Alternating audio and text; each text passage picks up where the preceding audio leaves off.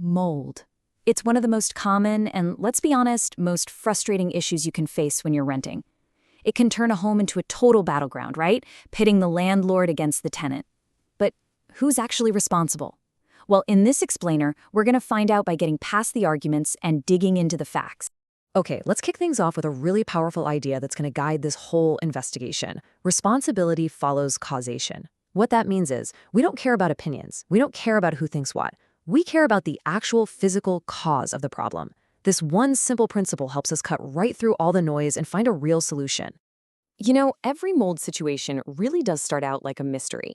A dark patch just appears on a wall and boom, the questions begin. Is it a leak? Is it condensation? Who's to blame? This is exactly where the conflict usually kicks off, turning what could be a simple problem into a really complex dispute. And this is the classic standoff, isn't it? The tenant sees the damp and immediately thinks, okay, there must be a structural issue, a leaky roof, bad plumbing, something like that. Meanwhile, the landlord sees the exact same damp patch and suspects the tenant's lifestyle, drying clothes inside without opening a window. This back and forth, this he said, she said, it almost never solves anything. It just makes things worse. So the crucial point here is to shift from blaming people to investigating the causes. We need to stop pointing fingers and start acting like detectives.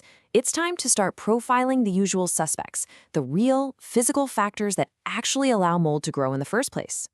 We can pretty much break down all these potential causes into two main categories. On one side, you've got building side drivers. These are issues with the property itself. And on the other, you've got occupant side contributors, which are factors related to how the home is being lived in. Now, the language here is really important, and it's intentionally neutral. It's not about blame, it's just about understanding all the ingredients in the recipe for mold. All right, let's start with those building side drivers. These are typically the landlord's responsibility. It could be something super obvious, right? Like a leaking pipe under the sink or a few damaged tiles on the roof. Or it might be something like poor building fabric, cracked render on the outside, letting rain seep in. But it can also be more subtle, like a bathroom fan that just doesn't do its job, or something called cold bridging, which is basically a design flaw that creates these cold spots on a wall where condensation just loves to form. Now let's flip the coin and look at the occupant side contributors. Things like consistently underheating a property can create those cold surfaces that moisture just clings to.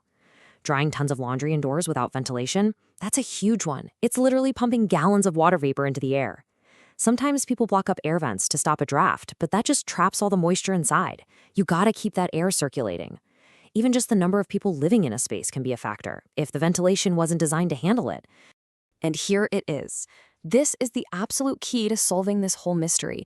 It's almost never just one thing. A building might have slightly weak ventilation, which on its own isn't a total disaster. But you combine that with a long winter of drying clothes on radiators and bam, you've got a serious mold problem. The real culprit is often the combination of factors. It's like a perfect storm of a building issue meeting a lifestyle factor. So that leads us to the crucial question, right? If it's a mix of all these different things, how do you untangle it all and figure out what's really going on? How do you get past pointing fingers and find the actual root of the problem? Well, to build a real plan for solving this mystery, you have to stop guessing and you have to stop arguing. You have to start gathering objective, hard evidence. So, what do we mean by objective evidence? Basically, it's anything that's factual, measurable, and observable. It's the kind of information that just removes opinion and guesswork from the conversation entirely. It's data. It's stuff that both a landlord and a tenant can look at and agree on because it's a fact, not just a feeling. So here's a simple, actionable toolkit that anyone can use to collect the facts. Number 1, keep a photo log with dates. Get your phone out. This helps track the problem's growth and creates a timeline. 2, make a note of when it gets worse. Is it right after heavy rain? That could point to a leak. Is it only a problem in the dead of winter? That suggests condensation. 3, do a walk around outside. Check the gutters, the roof, the walls. And 4, review the maintenance history. Has this problem been reported or fixed before? These 4 steps help you build a really powerful, evidence-based case file. Once you've actually collected that evidence, the entire dynamic can shift. You can finally stop that vicious cycle of blame and start working together to create a real, lasting solution.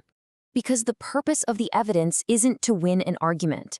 The goal is to create a shared, factual understanding of what's going on, so that both sides can agree on a fair, combined plan of action. This is about collaboration, not confrontation. So, a successful resolution. It almost always has two parts. First, any necessary building repairs that the evidence points to get completed. And second, both sides agree on some sensible ways to manage moisture in the home moving forward. And crucially, everyone avoids that trap of assuming there's only one single cause for the problem. So the crucial takeaway is this. The next time you're faced with this issue, don't reach for an argument. Reach for a camera and a notebook. Because arguing doesn't dry walls, but evidence does. It completely shifts the entire conversation away from who's to blame and toward the only question that actually matters. What do we need to fix? And that, my friends, is how you solve the great mold mystery.